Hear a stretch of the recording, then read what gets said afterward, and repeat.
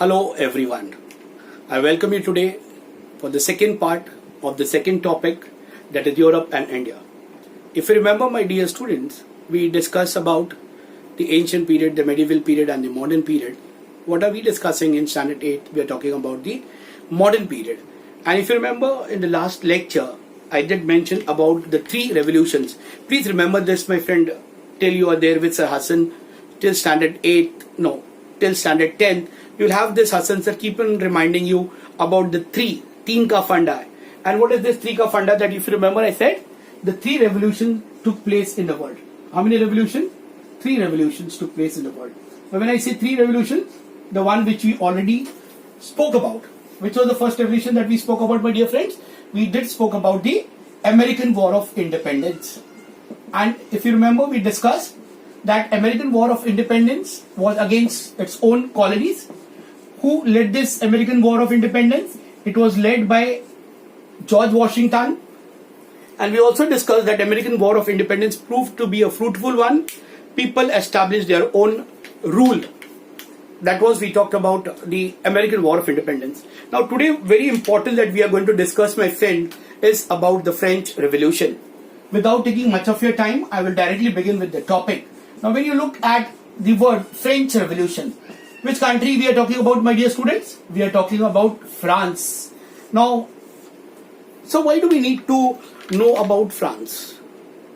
Why do we need to even discuss about France? You need to understand the background of the history. As I said, when we talk about Europe, we are indirectly discussing about India also. It is at this time when the revolution which though took place in the 17th and the 18th century in France, it had its some of the positive aspects even in our constitution till day today. What is it? How did the French Revolution broke out? What was the reason behind it? We are going to discuss today. Now, let me put it in a very simple form of a story so that you understand as to what is French Revolution. In France, the people of France, they had a system where they had the king's rule. Now, what was this king's rule, sir? One generation after the other will become the king. Let's say if my grandfather was a king, my father also will be a king, I will be the king, and next my son also will become the king. Now this kind of system, which is called as hereditary system, it was from one generation that would go on to the last generation. Now there was absolutely no issue as such with the rule of the king. Then sir, what triggered off the French Revolution is that you need to understand. Now France was divided in three estates. Again, teen ka funda. The first estate, the second estate and the third estate. Now, what is this third estate? This is not there in your textbook, my dear friends. This is in order to make you understand as to how and why did the French Revolution took place. First estate, second estate and third estate. Who are the people in the first estate? As we have first class, second class and third class. Who are the people in the first estate? In the first estate, it included the people like kings and the nobles. Who are these nobles? They were the landlords. What in India we had the system of zamindar. In the same way, France, they had the first estate. The second estate comprised of those people who were professionals, doctors, teachers. And the third estate included the farmers and the slaves. Now this third estate or the third estate people actually formed the majority of its population. When I say majority of the population means the backbone of France were the people who were belonging to the third estate. But now what happened, sir? After the war, that is, if you remember when the war was going on between America and England, France also diverted its lot of fund to what called as to America. And the entire money was spent on this war. And what happened finally? The country became bankrupt. So what did the king do? In order to establish its economy, it started imposing tax only for the people of the third estate. Not only that, in France, the system that existed, I'll use a word, it was called as Canon Law. What is canon law? It means that the rule for the first estate was different, the rule for the second estate was different, and the rule for the third estate was different. Is it now in our country? No, sir. Now you need to understand that the French Revolution took place for a period of almost 10 years. That is the period between 1789. Okay. Now when I calculate 1789 to 10 years, it is 1799. Now this war that is among the people and the king, it took place for a period of 10 years. Now this war that was fought, which war? That is among the people and the king. Now when the war took place, what happened, sir? This war led to an revolt in France. Now this revolution, that is the third estate people, revolted against their king. What system they had? There is a word that is used in your textbook. It is called as the monarchy system. That is, they revolted against their own king. And what did they establish in France? They established a republican or republic. Now, what is this republic, sir? Monarchy is the rule of the king. As I said, my grandfather was the king, I become the king, then my son becomes the king, then his son becomes the king. People were tired of the tyrannical rule that was existing in France. And it was this reason that the people revolted, because all the tax burden was put upon on the third estate. Not only that, their rights were being rejected. Not only that, they were not considered. You'll be surprised to know these people had shortage of bread. They did not have food to eat. And when they approached the king and the queen with the problem, what happened? They were not taken into consideration. So what was it? It was a social, you can call it a social revolution that took place, because it was this society, the third estate, that revolted against the first and the second estate, because they were not considered. Now what happened? You need to understand. So the monarchy came to an end. Now you need to remember, my friend, again and again I keep on reminding you, I tell you, at least I give you an idea so that you know. There was a prison in France. It's called as the prison of Bastille. Bastille. Now Bastille was a prison. That means if anything wrong done by the third state, they would be imprisoned in this jail.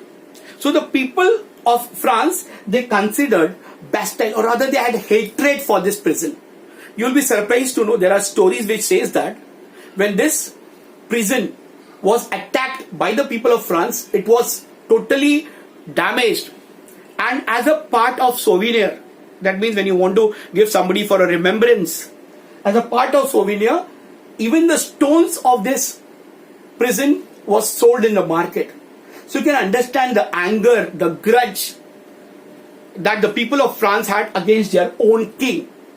And why did they had? Because the king did not do justice. And you know that if anybody who doesn't do justice, people do not like. So what did the people do? That is why I say, if you remember the dialogue of the movie, do not underestimate the power of the common man.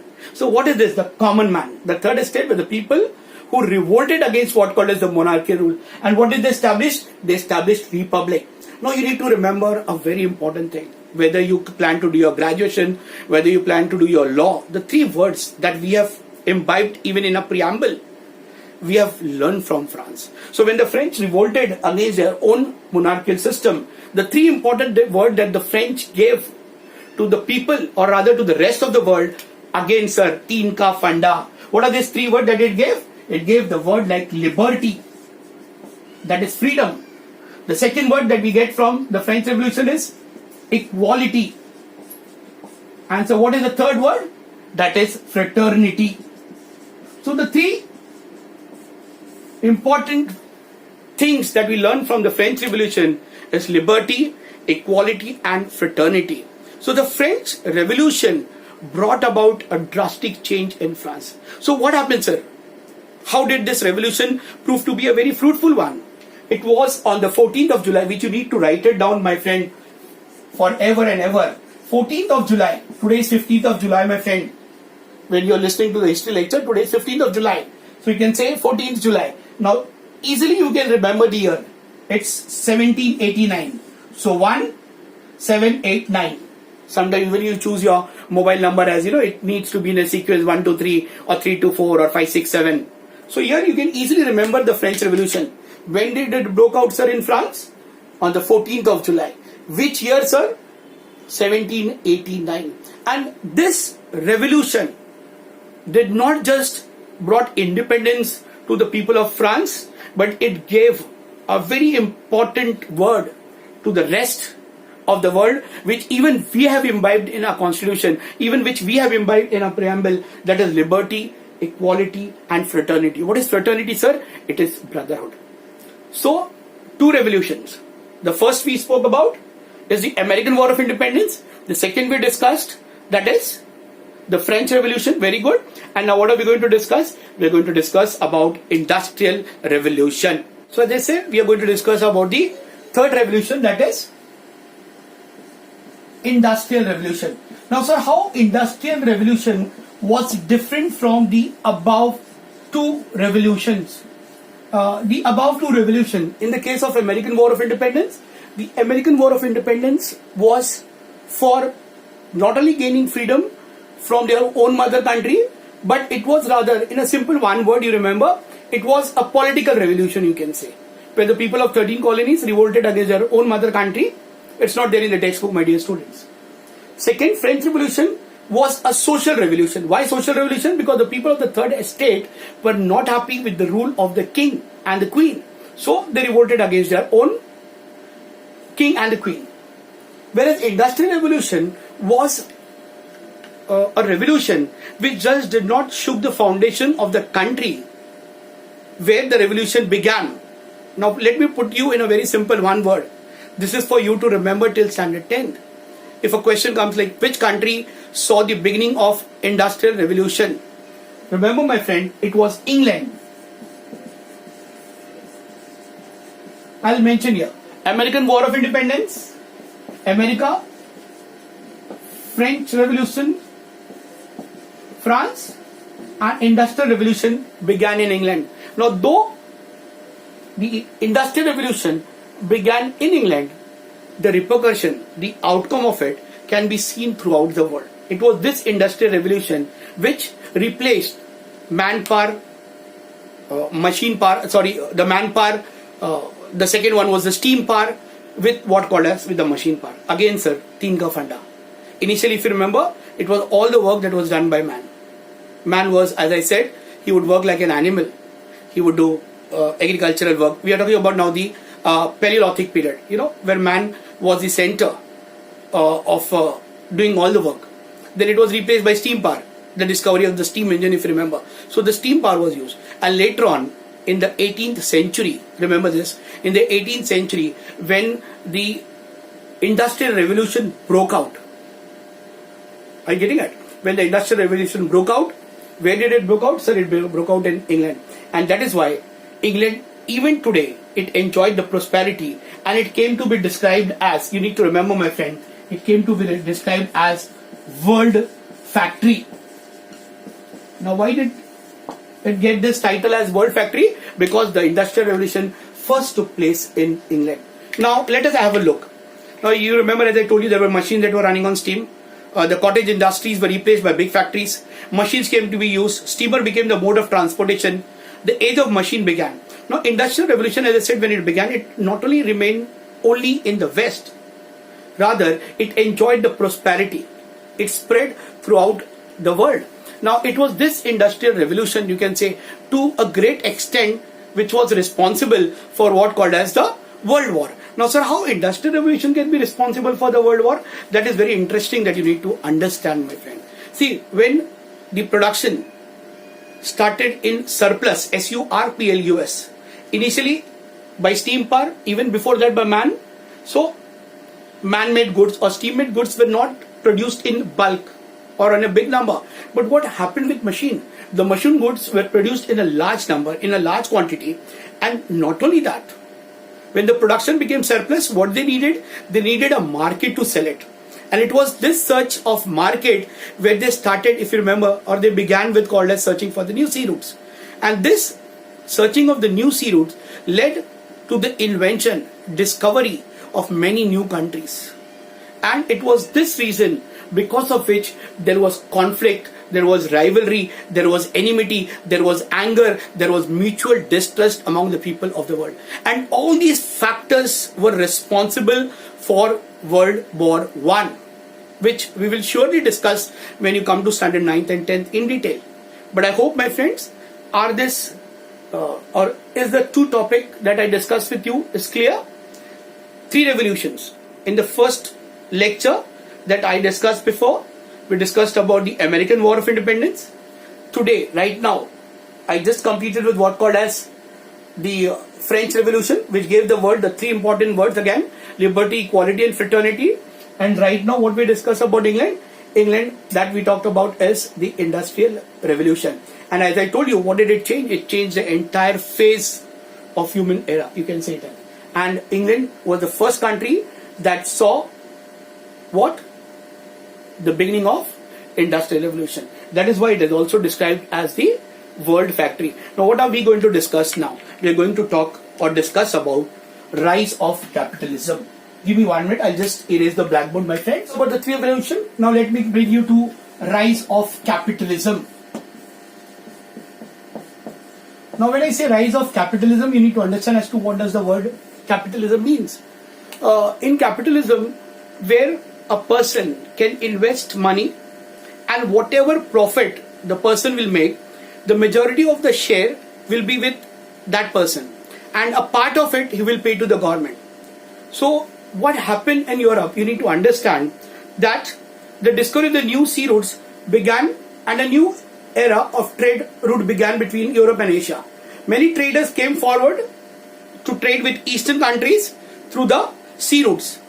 It was not easy to carry out trade single-handedly, and hence many traders came together and started trade. This is what is there in your textbook. Now what happened is, one of the reasons as to why East India Company was established, which established its rule in India, it was not possible for one single trader. That is why many traders, they came together, and what did they establish? They established their own companies. What was the objective of these companies? Now this was private companies which was owned by individual people or maybe a group of 2 or 3, but the profit of it will go to whom? It will go to the person who is the owner of the company. Whereas vice versa, in the other case, in the Marxist case, if you remember, where it is Marxism, here you'll have where the control is that of the government. So many countries were in not favor of having capitalism kind of economy. Right now we can say that there were, as I said, like Russia, China, they were what kind of countries? They were not believing in what called as capitalism. But what did they believe in? They believe in Marxist philosophy, where wealth needs to be equally distributed. If you remember when I talked about the Russian Revolution. Now, what you need to understand, for them the trade with the Oriental countries was very profitable, and they believed that it was responsible for economic prosperity. Now, which countries these were? These were the Asian countries. So the Europeans, when they came to these Asian countries, they came with a very clear objective. And what was their objective? To carry on the trade, make maximum profit from it, and carry it back to their own country for their prosperity. Hence, European rulers started giving military protection and trade concession. Now, why did they started giving military protection and trade concession? Because they needed profit that was made by these traders to invest in their own country. Are you getting it, my friends? Now, this led to accumulation of wealth. So, what happened? They started collecting the money by selling their goods. It was machine made, as I said. Industrial Revolution already took place. So they started selling their machine made goods here in Asian countries, started making enormous profit and carrying it to where? And carrying it to their own country. This prosperity was used in the form of capital for trade and commerce. The capital is what? The profit that they made was used for the purpose of carrying on the trade, which gave a rise to capitalist economic system in Europe. And one important thing that you need to remember, my friend, there were many countries which they considered to be as Oriental countries. Oriental countries were the countries where these capitalist countries invested money. After investing the money, they made profit from it, and this profit they took it for themselves. But today there are many countries which doesn't accept the philosophy of capitalism. But yet there are many companies which they follow the objective of capitalism. Like the government is not owning it. Who are the owner? They are the private individuals. So discuss about colonialism. Now when I use the word colonialism, C-O-L-O-N-I-A-L-I-S-M, when I say the word colonialism, you need to remember, my friends, as to what is colonialism. It means that one powerful country, remember the word, my dear students, one powerful country exploiting the another country by making it into a colony. If you remember the East India Company or the British, when they came to a country, what did they do? They established a colony here. So a powerful country, on the basis of its economy and military power, having a control on this weak country, is called as colonialism. And that is why, as I said, that India also was one of the country which was under the rule of colonialism. This tendency of colonialism led to the rise of imperialism among the European countries. Now what is imperialism? Again I'm repeating it. Like colonialism, establishing of colonies, whereas imperialism is establishing its power or establishing its control on the other countries. Which countries? The control of a powerful, remember the word, the control of a powerful country on a weaker country is called as imperialism. And what is then colonialism? The establishing of colonies for the purpose of carrying on trade, and its rule is called as colonialism, whereas imperialism is having a control. So the European countries believed that it was not possible for them just by establishing colony that they could carry on the trade, and that is why what they did the next, they began with what called as imperialism. So we are going to discuss, my friend, about imperialism of British,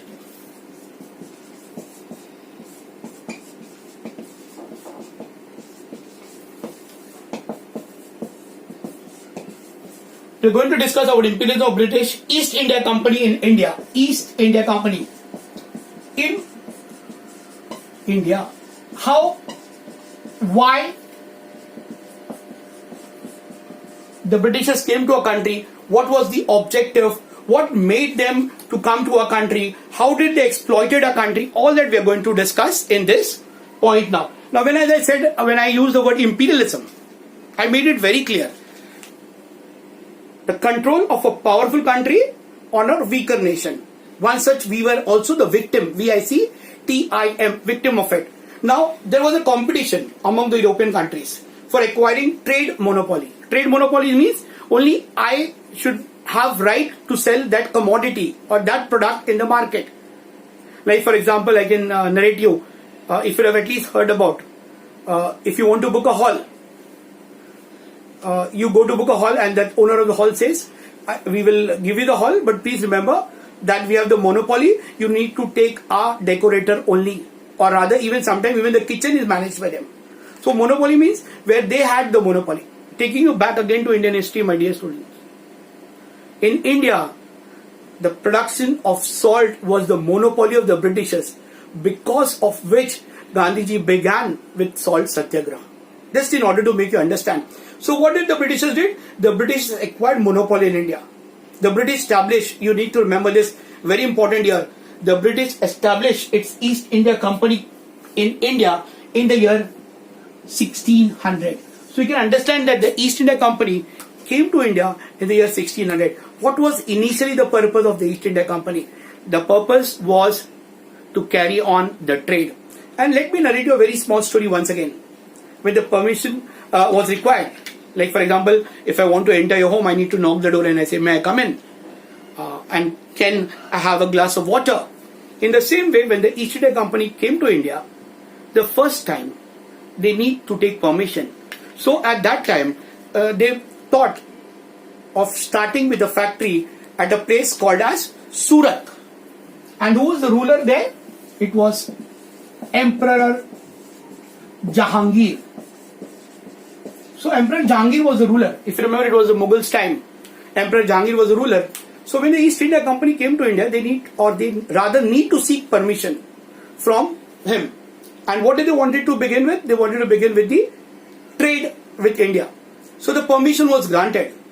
But slowly and gradually, what did they did? They established a control.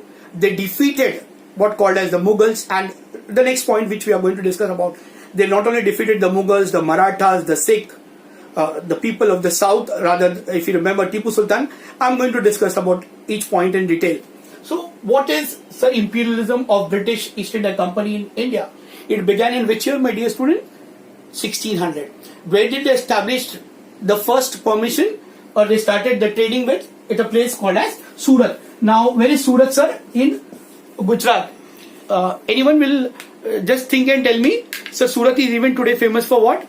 If there is a wedding in a family, where if you want to buy clothes in bulk, where do you go? You go to Surat, right? So remember, so the first permission to carry on the trade, which place they took it? They took it to establish the trade in Surat. Which year, sir, they took the permission? Or other East India Company came to India? 1600. And sir, from whom did they take permission? They took permission from Emperor Jahangir. And sir, what was established? The East India Company was established. So thus imperialism was established in India. Now the next point which we are going to discuss about, we're going to discuss about the struggle between the English and the French. So what we have to do with England and France? It was the struggle between them. The struggle was to establish their control, to establish their power, to establish their colonies here in India. That is why we're going to discuss. Just excuse me for a minute, my dear students.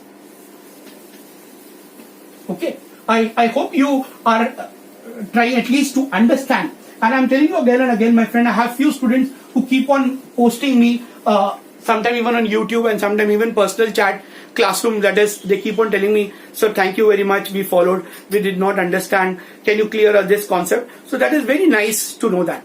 Now, as I said that, when the trading began between these European countries and India, they realized that India was a good marketplace where they could sell their products. Now it was here that the England, very easy it is for you to remember, the two countries that became rival, enemy of one another, England and France. Rival is competitor.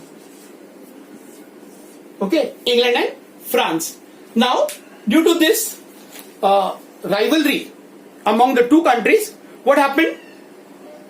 What happened, you tell me? When there is a rivalry, competition, what happens? You tell me. Okay, so when there was rivalry, there was enmity among this country. And what happened because of this enmity? There was competition. And do you think the competition was a fair competition? Or you take this province and you sell your products, we'll take the control of this? No. It led to the war. And this war that was fought between England and France, it was in a form of three Carnatic wars. You need to remember, my dear students, what was it called as? It was called as Carnatic, Carnatic wars. How many wars took place, sir, again? There were three wars that took place between whom? Between England and France. For establishing what? For establishing its control here in India. So, there were three wars. Three Carnatic wars that took place. Again, think of funda. Three revolution, American War of Independence, French Revolution, Industrial Revolution, medieval period, ancient period, modern period. Again three. Entire history of India can be consolidated in 3 years: 1757, 1857, 1947. Three small revolutions that took place. That is when Gandhiji began his entry into politics. Three major movements that Gandhiji began with: the non-cooperation movement, the civil disobedience movement, and the Quit India movement. All, just remember, I'm telling you again and again, three. Again, see the matter of coincidence. There were three Carnatic wars that was fought between England and France, and this went on for almost 10 years. Now, when these three wars were fought, in the beginning, in the two wars, France was successful in defeating England. Okay, but finally, in the third war that was fought between England and France, France was defeated by England. So who lost the third war? The third Carnatic war. The third Carnatic war was lost by France. And who took the control now? It was England. So very clear, there was no competitor for England now. And what happened because of which? The East India Company was able to establish its colony in India. And what did they become? They became the most important or the major competitor for the rest of the world. And thus they established the control in India. Foundation of rule.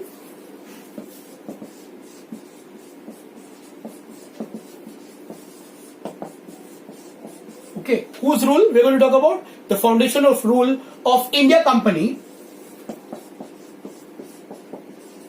Of India Company in Bengal. Okay. Now you need to understand, my dear student. Bengal was a larger province. Again, Tinka Funda. Bengal in those days comprised of Bengal, Bangladesh and Orissa. Now this was a larger province. And who became the Nawab of Bengal? It was Siraj ud Dawla. Who was Siraj ud Dawla, sir? He was the Nawab. He was the Nawab of where, sir? He was the Nawab of Bengal. Now which year, sir, this was? In the year 1756. He became the Nawab of Bengal. Now, as I said, East India Company. Now please remember this. For 100 years, from 1757 to 1857, it was called not as the rule of the Britishers, but rather it was called as the rule of the East India Company.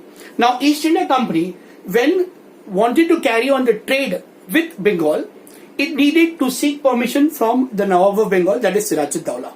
So, Siraj ud Dawla granted permission to the East India Company to carry on the trade. So, what did they establish? They established their trading activities. They built a factory at Kolkata. Presently, if you know that Kolkata, Bengal is governed by a very powerful lady who is presently the Chief Minister, that is Mamata Banerjee. She is also called as Didi. The famous Indian cricketer once upon a time, if you remember, Saurav Ganguly, he is also from Bengal. Our own national anthem writer, that is the great writer, he is also from Bengal. Who is that? Rabindranath Tagore. Now why am I discussing all this? A bit extra information because we have got the word Bengal. Bengali is a very sweet language, and if you remember, Rabindranath Tagore wrote the national anthem of two countries, that is India and Bangladesh. Please listen to it whenever you have time, my dear students. So we are talking about the foundation of rule of India Company in Bengal, and whom we are talking about? We are talking about Siraj ud Dawla. East India Company established its rule. It seek permission from what called as from the Nawab of Bengal. Nawab gave the permission, but without informing him. They took the advantage of the concession that was given. What did they build? They fortified. The meaning of the word fortification around the factory means making a huge walls around it, for which they did not seek permission. And hence, Siraj ud Dawla captured the factory of Kolkata. He took the control from the hands of the Britishers. Why he was angry? Because they did not seek his permission. And when you do not seek permission, what happens? Surely somebody will get angry about it, right? So in the same manner, what happened with what called as Siraj ud Dawla, he was angry about it. But you think the Britishers would have kept quiet? No, not at all. Now, very important person that you need to remember here when we are talking about the East India Company was Robert Clive. Now, what did Robert Clive do when he came to know about this? The East India Company was disturbed. Why it was disturbed? Because the factory was captured by Siraj ud Dawla. Initially gave permission to start the factory, fine. But why did they build a wall? There was a reason for it. And because of which Siraj ud Dawla was not happy, because they built this fort without his permission. Now who got disturbed there in England? East India Company. It was Robert Clive. So they played, as I said, they were a handful of the Britishers, but what role did they play? They played a very cunning role. This man, Robert Clive, somehow convinced Mir Jafar.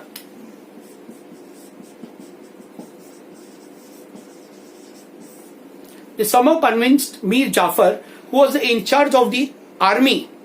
Okay, Robert Clive promised him to make him the Nawab of Bengal. Now what happened? See, it's like a lollipop. Lala chaha laplap, I say. So what did they promise him? They promised him a lollipop. What lollipop did they promise Mir Jafar? That if you help us to fight against Siraj ud Dawla, you are the head of the army. So you help us. What we'll do? We'll defeat Siraj ud Dawla and we will make you the Nawab of Bengal. So what they did? They gave a lollipop. And what happened, my friend? You need to remember, very, very important, the year. 1756, he became the Nawab. Immediately the next year, there was a battle that was fought at a place called as Plassey. See, why do I talk about, where the East India Company established its rule? I always say, Teen Ka Funda, 1757, it was this, 1757. East India Company established its rule in India. And whom did they defeat? They defeated the Nawab of Bengal, that is Siraj ud Dawla. How did they defeat it? By cheating. What was the cheating they did? Because when the battle was fought at classy. Mir Jafar had already surrendered before the actual war could be fought. And that is why when the troops met at this place, the Nawab made no move, and finally there was no battle that was fought, and hence Siraj-ud-Dawla was defeated. But what happened? Now when Siraj-ud-Dawla was defeated, the Britishers promised that whom they will make the Nawab of Bengal with the support of the British? It was Mir Jafar. Now Mir Jafar became the Nawab. He became the ruler of Bengal. Now what happened? Initially even Mir Jafar did not object to the trading that took place between the East India Company and the Indians. But he realized that now again the Britishers were cheating him. See, as you sow, so shall you reap. So what happened? He also started now taking objection to the trading activities of the Britishers. So do you think the Britishers kept quiet? They gave this lollipop. They took it from the hands of what called as Mir Jafar, and they gave it in the hand of his son-in-law, whose name was Mir Qasim. Who was Mir Qasim? Mir Qasim was son-in-law. Whose son-in-law he was? He was the son-in-law of Mir Jafar. So Mir Jafar cheated whom? Siraj-ud-Dawla. He became the Nawab of Bengal. Who cheated Mir Jafar? It was his own son-in-law. In Marathi apan bolto Jawai Bapu, Damad in Hindi. So Mir Qasim was promised again by the Britishers that if you help us to defeat what called as Mir Jafar, what we'll do? We'll make you the Nawab of Bengal. So Siraj-ud-Dawla was defeated by whom? He was defeated by Mir Jafar. Mir Jafar was defeated by whom? By his son-in-law Mir Qasim. Once again they were not happy with Mir Qasim. They threw again, and they again made Mir Jafar the Nawab of Bengal. Now you need to understand that this went on for many years. But finally, in the year 1764, there was an alliance, there was a friendship between the three rulers. The first, that is Mir Jafar, Mir Qasim, Shuja-ud-Dawla, and the Nawab of Ayodhya. Okay, Ayodhya, where the issue of Ram Mandir is going on, if you know. And the Mughal Emperor Shah Alam. They all came together in the year 1764 and they waged a war against the East India Company. And in this war, 1764, that was fought at Buxar, which is in Bihar. Sir, who is presently the Chief Minister of Bihar? Mr. Nitish Kumarji. Okay? So in 1764, the East India Company again defeated the alliance which was formed. And what happened because of which? They got the right to collect revenue, or rather a right to collect the revenue from the Bengal province according to the Treaty of Alhabar. So what happened? A treaty was signed at Allahabad. If you know that presently this Allahabad is called as Prayagraj. Okay, my friend, please remember that.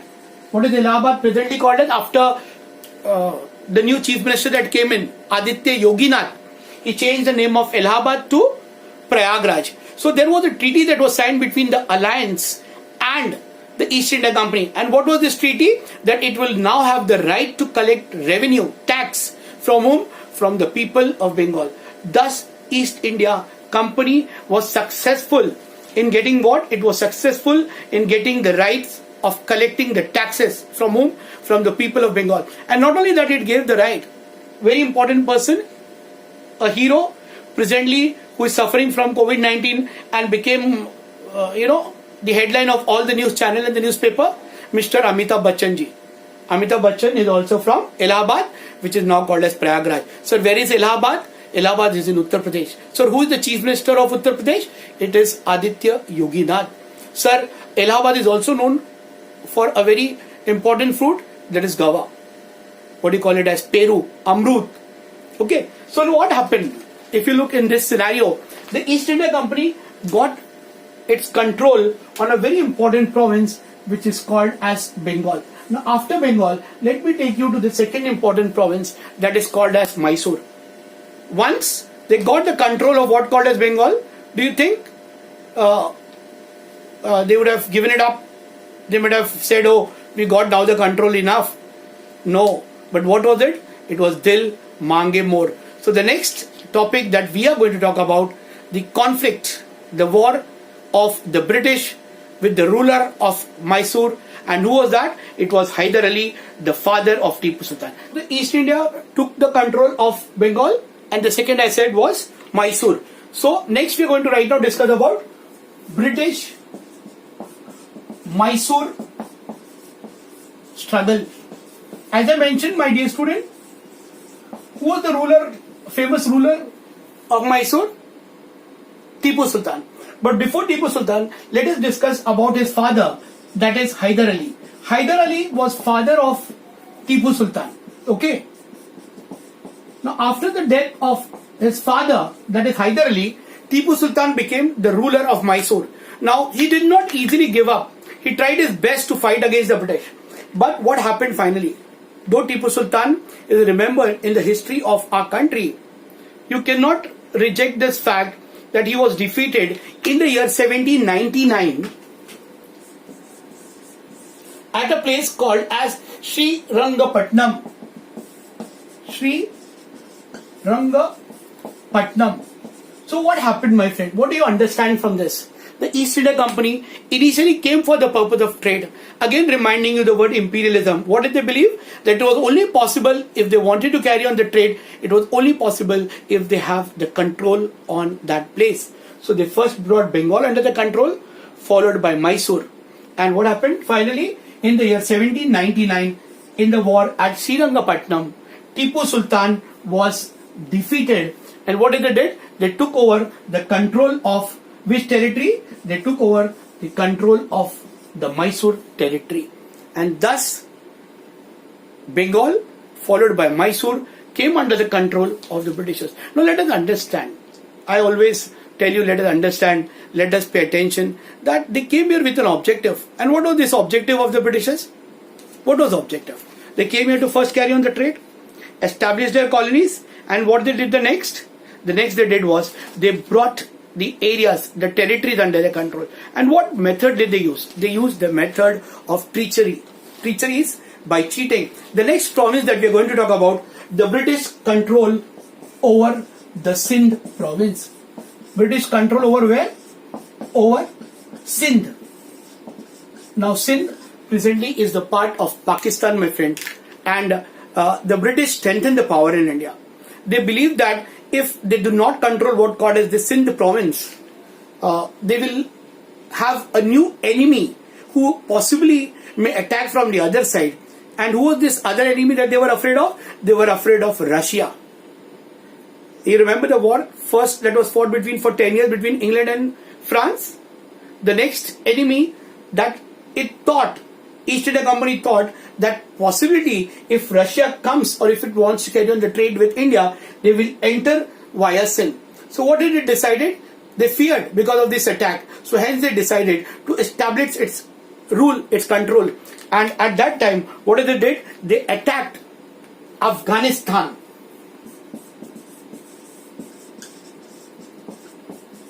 What did they did? They attacked Afghanistan and they brought Afghanistan under the control. Now why did they brought Afghanistan under the control? Because it was through the Sindh province that the Russian or any person or any European countries can come into carry on the trade. So what did they did? Again taking you back like Constantinople, when the Ottoman Turks blocked the way so that the European countries cannot carry on the trade with the Asian countries. In the similar manner, what did the Britishers did? They blocked the way at a place that is the Sindh province, which they realized was very, very crucial or important from their perspective. And what happened? After taking over Bengal, after taking over Mysore, which was the third province that they brought under the control? It was the Sindh province, which is presently, as I said, my friend, in Pakistan. And if you remember, after independence, there were a majority of the Sindhi people who started migrating from this place to what called as India. And presently you have a lot of societies, like for example, if you ever travel to Ulhasnagar, there are majority of the Sindhi people. In Ghatkopar itself, there is Sindhu Bagh. In Chembur, there is Sindhu society. So you can find that these people are who basically they are refugees who came to our country but now are the citizen of our country. So Bengal, Mysore, Sindh. Now do you think they were happy about it? No. They rather wanted to slowly and gradually bring about the control throughout the country. So what are the next target? The next target was Punjab.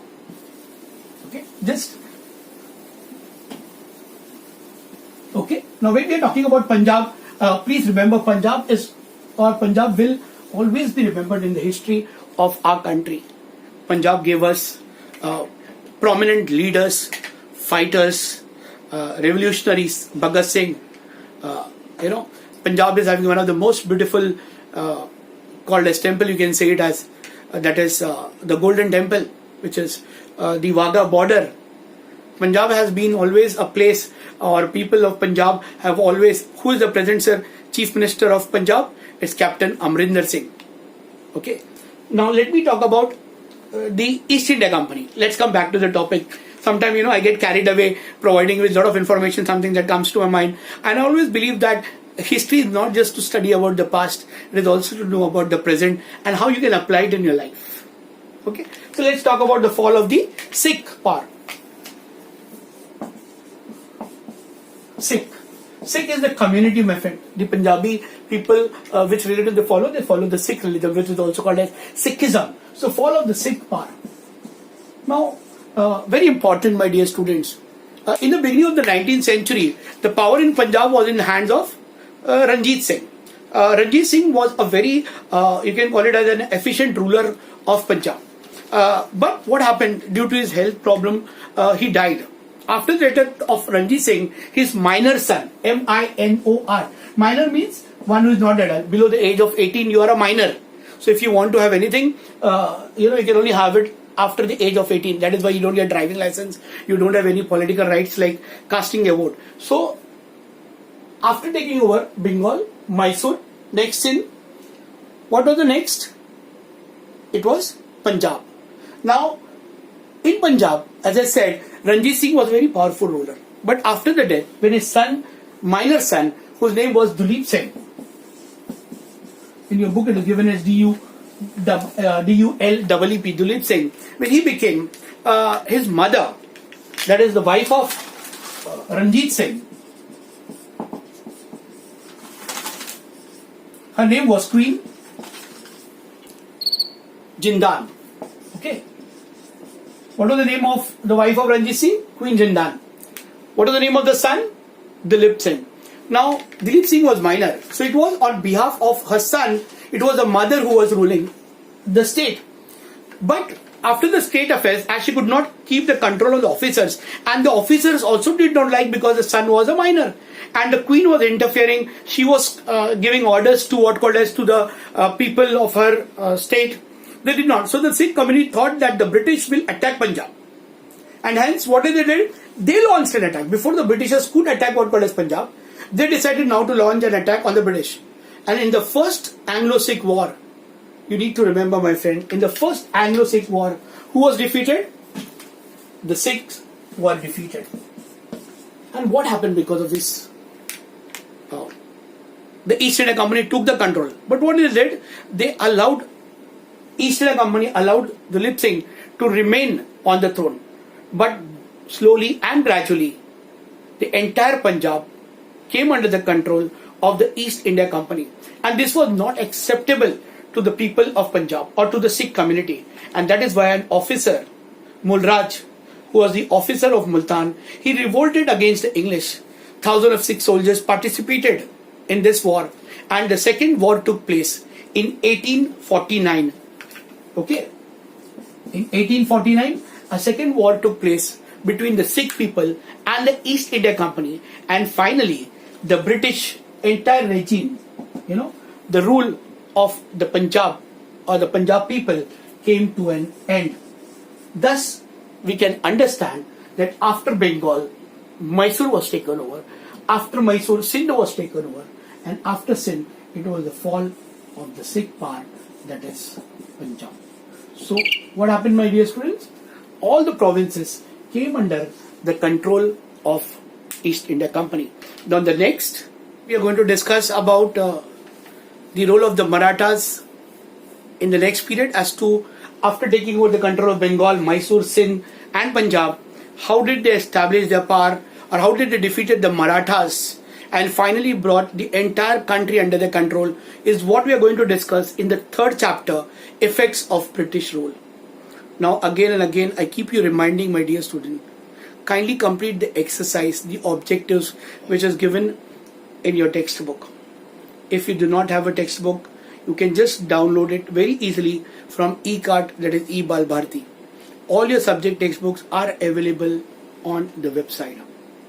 If you don't have a new notebook, you cannot go to the market to buy. You can take your last year's history book, take few pages of it and start writing. Remember the 3 R's: read, review and recap. It's my humble request to all my dear students of Standard 8, take this subject a little seriously. Keep reading the lesson.